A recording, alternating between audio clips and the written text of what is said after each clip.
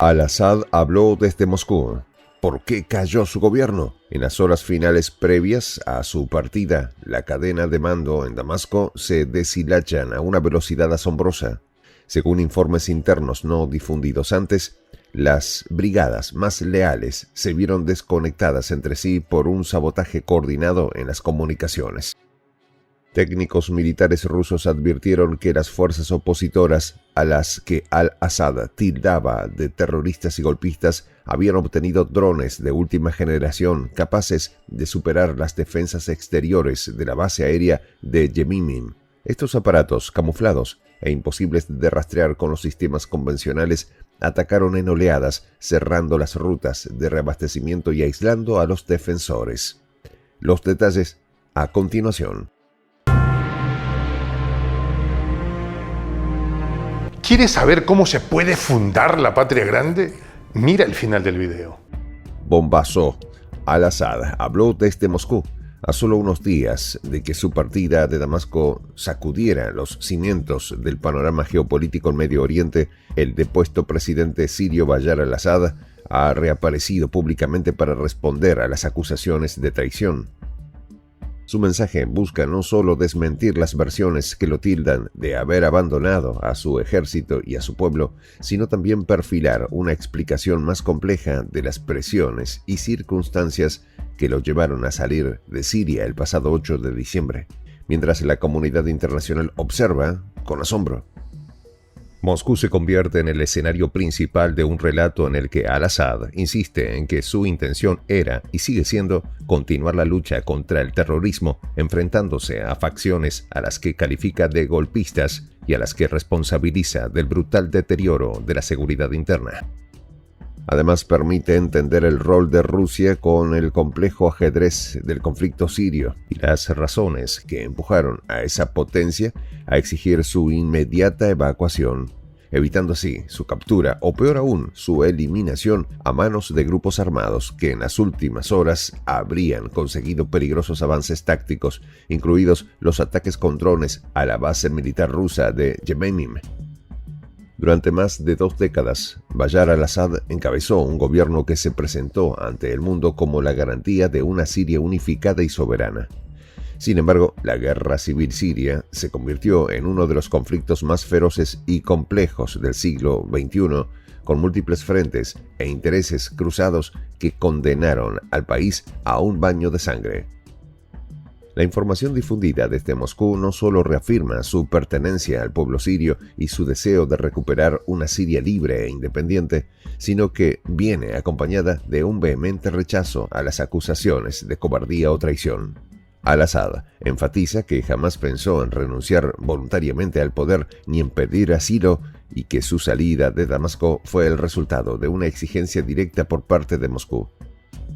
La narrativa oficial difundida por su oficina de prensa deja constancia de la gravedad de la situación en los últimos días antes de su partida. Según sus palabras, se enteró de que las tropas leales a su gobierno habían abandonado sus posiciones ante el avance de milicias terroristas que en ese momento amenazaban con adueñarse de zonas estratégicas. No se trata solo de una pérdida territorial. Los informes de inteligencia difundidos en circuitos cercanos al Kremlin indican que la base rusa había sufrido en las últimas horas un devastador ataque con enjambres de drones cargados de explosivos. Estos drones, operados supuestamente por grupos opositores radicales, habían generado una situación insostenible que alarmó a Moscú. En el escenario sirio, la intervención rusa desde 2015 había sido decisiva para revertir la marea cuando las fuerzas gubernamentales parecían perder terreno ante los insurrectos. La acción coordinada de la Fuerza Aérea Rusa y las tropas sirias logró en su momento recuperar ciudades clave y desarticular numerosos bastiones yihadistas. Sin embargo, con la coyuntura actual que describe Al-Assad, la seguridad se había degradado hasta un punto crítico. Varias unidades del ejército sirio se replegaron sin dar la debida batalla, aparentemente superadas por la potencia de fuego y la táctica de las milicias contrarias al régimen. Estas fuerzas opositoras, que Al-Assad califica sin titubeos de golpistas, habrían logrado infiltrar células especializadas en la guerra con drones, en las últimas horas, cambió drásticamente las reglas del combate. La base de Yemeniim se vio tan comprometida que Moscú, priorizando la seguridad del mandatario sobre cualquier interpretación política adversa que pudiera sugerir una capitulación. Aunque la crónica oficial no detalla la secuencia exacta de la retirada, se sabe que el 8 de diciembre Al-Assad aceptó la evacuación a Rusia con el fin de salvaguardar su vida y la continuidad simbólica de su régimen. Tras su arribo a suelo ruso, el presidente depuesto se mantuvo en silencio, generando toda clase de especulaciones. Algunos medios internacionales susurraban la palabra traición, interpretando su huida como el abandono de la causa nacional. Otros señalaban que su silencio era un preludio a una negociación que lo marginara de la política siria. Hoy, con sus declaraciones, Al-Assad busca desmantelar este tipo de lecturas simplistas, insistiendo en que nunca recibió propuesta alguna de renuncia ni consideró la posibilidad de rendirse. Por el contrario, subraya que su meta última es continuar la lucha ante el avance de los terroristas y que cuando el Estado cae en manos de estos grupos, cualquier cargo pierde sentido. Es decir, sin el control del territorio nacional no es más que un título vacío. La prioridad entonces sería recuperar la soberanía nacional frente a las bandas armadas. Este énfasis en el terrorismo no es fortuito ni se limita a la retórica. Desde que estalló el conflicto en Siria, el gobierno de Al-Assad ha calificado a la mayoría de las milicias opositoras como terroristas, apoyadas en ocasiones por potencias extranjeras con intereses en la desestabilización del país. La guerra civil siria no fue solo una disputa interna, fue un tablero con docenas de actores implicados, potencias regionales, milicias yihadistas, grupos étnicos y religiosos, servicios de inteligencia foráneos y actores globales como Estados Unidos, Rusia, Irán y Turquía. Durante años, las ciudades sirias fueron devastadas por enfrentamientos directos, bombardeos de artillería pesada, ataques con misiles, drones y explosivos improvisados. El rol de Rusia en este ajedrez sangriento resultó determinante. Desde el primer momento, Moscú apoyó a Al-Assad bajo la premisa de mantener un gobierno legítimo en Damasco que garantizara la estabilidad y la continuidad de la influencia rusa en la región. La base aérea de Yemeniim, establecida en 2015, se convirtió en el símbolo de este respaldo. El futuro inmediato de Siria es incierto. Lo que hasta hace poco se consideraba un gobierno firme, con el apoyo incondicional de Moscú, se ha visto obligado a ceder temporalmente el terreno. La contienda se traslada también al plano simbólico. Al-Assad busca demostrar que no abandona la lucha, que la evacuación fue un acto de prudencia, no de claudicación. Quiere reafirmar su condición de presidente legítimo frente a los golpistas, a quienes responsabiliza del caos, asegurando que, en cuanto las condiciones sean propicias, se retomará la ofensiva contra esas facciones legítimas. Las cifras relativas a la guerra siria, conocidas a lo largo de los años, siempre han sido estremecedoras. La legitimidad de Al-Assad ha sido siempre cuestionada por diversos gobiernos internacionales y organismos de derechos humanos que lo culpan de crímenes de guerra y abusos contra la población civil, a la vez que sus defensores alegan que enfrentó una insurrección armada apoyada por protestas extranjeras. Sin embargo, el énfasis de su discurso está en la idea de que no traicionó a su país y que su decisión de salir fue para conservar la esperanza de una Siria soberana y libre de terrorismo. De cara al futuro, la interrogante principal es cómo Al-Assad desde Moscú protege organizar una resistencia efectiva. La presidencia de Al-Assad en Moscú, en lugar de en Damasco, es hoy un símbolo ambiguo. Por un lado, muestra debilidad frente a los golpistas, ya que se ha visto obligado a abandonar su propio país. Por el otro, puede interpretarse como la garantía de que el líder depuesto aún cuenta con un respaldo externo lo suficientemente sólido como para albergar la expectativa de volver. Al-Assad defiende su posición con vehemencia.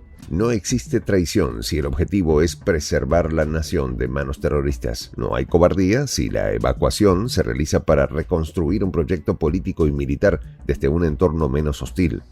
En el trasfondo de esta escena, la posición de Rusia es fundamental. Moscú ha invertido recursos militares, humanos, económicos y políticos en Siria.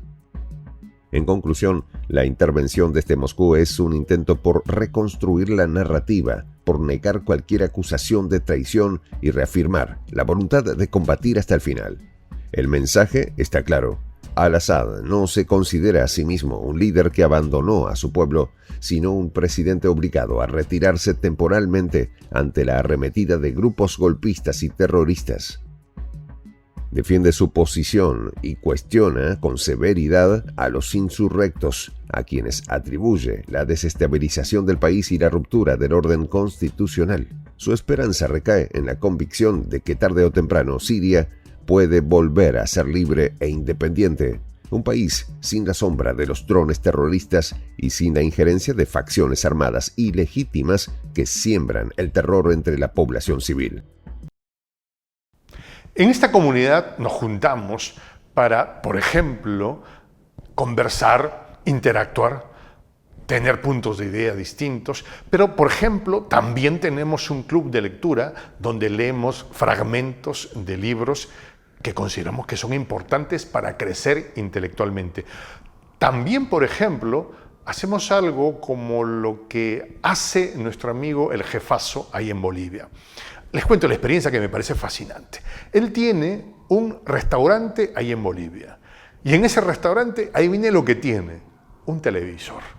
Y ustedes dirán, pero qué impresionante, ¿en qué contribuye que un restaurante tenga un televisor ahí en Bolivia? Una cosa muy importante, porque él, cada vez que abre su negocio, prende su televisor y pone los videos de prensa alternativa.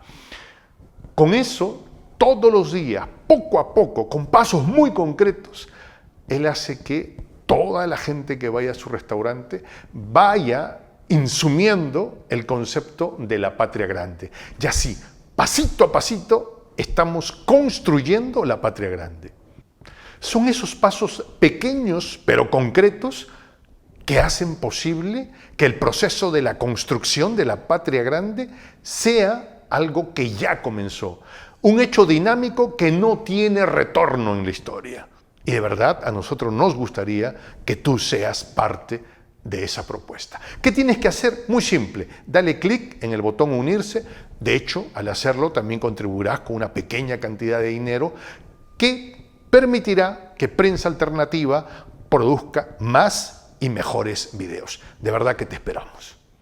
La patria grande se va a construir cuando tú y yo y toda la gente de buena voluntad de América Latina y el Caribe comencemos a ser comunidad. ¿Cómo lo logramos? Interconectándonos todas las personas de buena voluntad que vivimos en América Latina y el Caribe. Y tienes una oportunidad de hacerlo, uniéndote a nuestra comunidad. Puedes hacerlo haciendo clic en el botón unirse que está en la parte de abajo. Soy el J, Juan José del Castillo, director del canal Prensa Alternativa. Si quieres ser parte de la comunidad de la Patria Grande, suscríbete a nuestro canal. Si es que quieres que te lleguen las notificaciones cada vez que subimos un video, activa la campanita. Si quieres apoyar a nuestro canal económicamente, puedes hacerlo a través de PayPal. El enlace está en la descripción del video. A nombre del equipo de Prensa Alternativa, me despido con esta expresión en el quechua milenario, Tupananchis Kama, cuya traducción es hasta